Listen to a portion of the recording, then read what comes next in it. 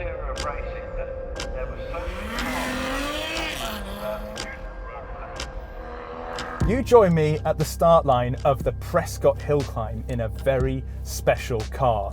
We've teamed up with eBay to challenge ourselves to build a track car using only parts and accessories from eBay.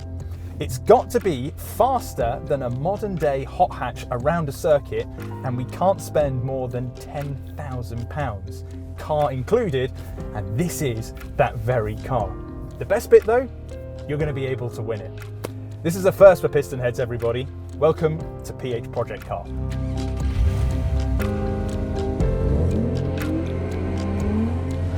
This is a 6-episode series in partnership with eBay. Hit subscribe so you don't miss a single one. We've been banging on for some time here at PistonHeads that hot hatches are becoming too expensive. The new Honda Civic Type R is over £45,000 new, and a Ford Fiesta ST seems pretty expensive at £27,000.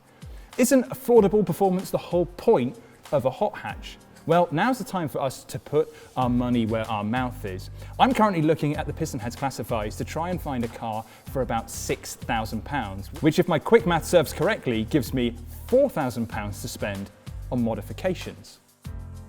We considered all sorts of hot hatches to base our project car on, such as the Honda Civic Type R EP3 and Ford Focus ST, but ultimately we narrowed the search down to the VW Golf GTI Mark V. Not only because it's a hot hatch icon, but there's also a lot of potential to unlock more power from its 2-litre turbo engine. The only problem was finding one in stock. After several unsuccessful phone calls and endless distractions, we ended up with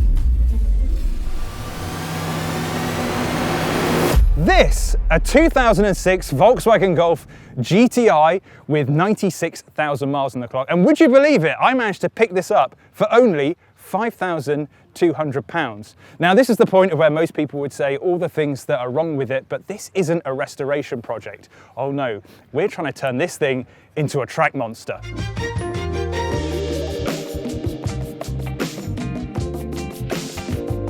And it'll need to be a monster because it's got to beat its modern day equivalent.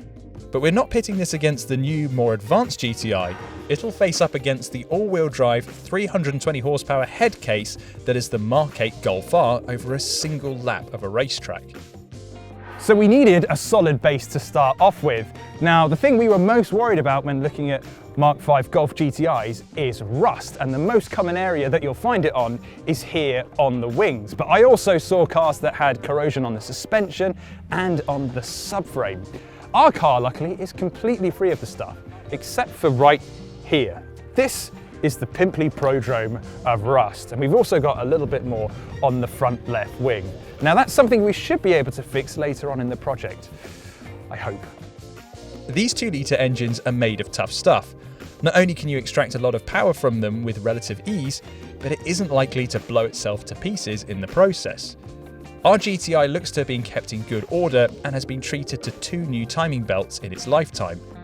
It's also got a Miltech exhaust, which doesn't sound all that different to the stock version, but it's one less thing to worry about and gives us more cash to spend on mods. I mean, as far as I can see, it's mechanically bang on. Though I'm sure I'm going to be proven wrong when we start working on it.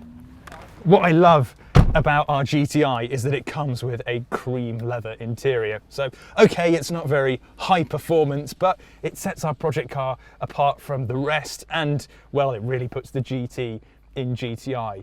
Admittedly, the interior hasn't aged brilliantly. The beige does show up quite a lot of dings and scuffs, and the lid for the center console bin doesn't work anymore. The buttons on the media center are all sticky and nasty as well, which is pretty common with Golfs and VW products of this era. But what's really great is the previous owner bought replacement buttons so we can fit those later on.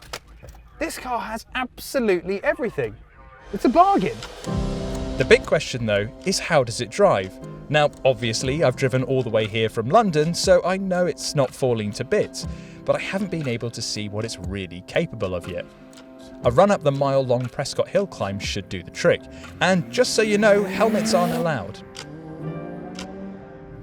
Right, at the start line, first thing to do is turn traction control off. Slightly greasy day. Hope I don't come to regret that. Right, waiting for the green light, and here we go. Right. Lots of wheel spin off the start line. Here we go. Wow, really picks up after 4,000 RPM. A lot of power here. It's 200 horsepower, but it feels very torquey.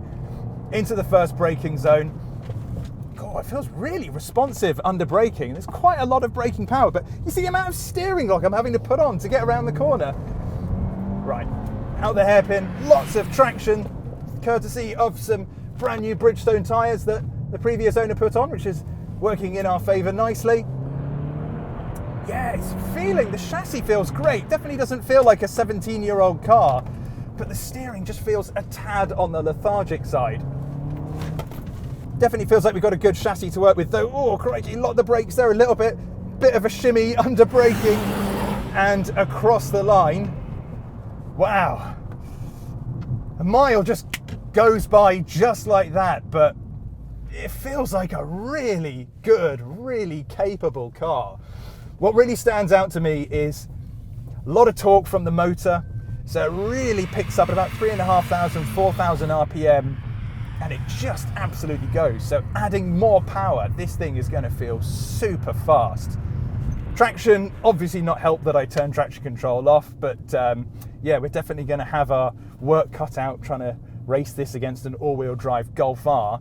And the only things I wasn't really a fan of, steering feels just a bit lethargic, a bit slow, like you've really got to work at it to get round the corner. And the manual gearbox, well, lovely, just seems a tad on the floppy side. But other than that, it feels like we've got a really good basis for a project car here.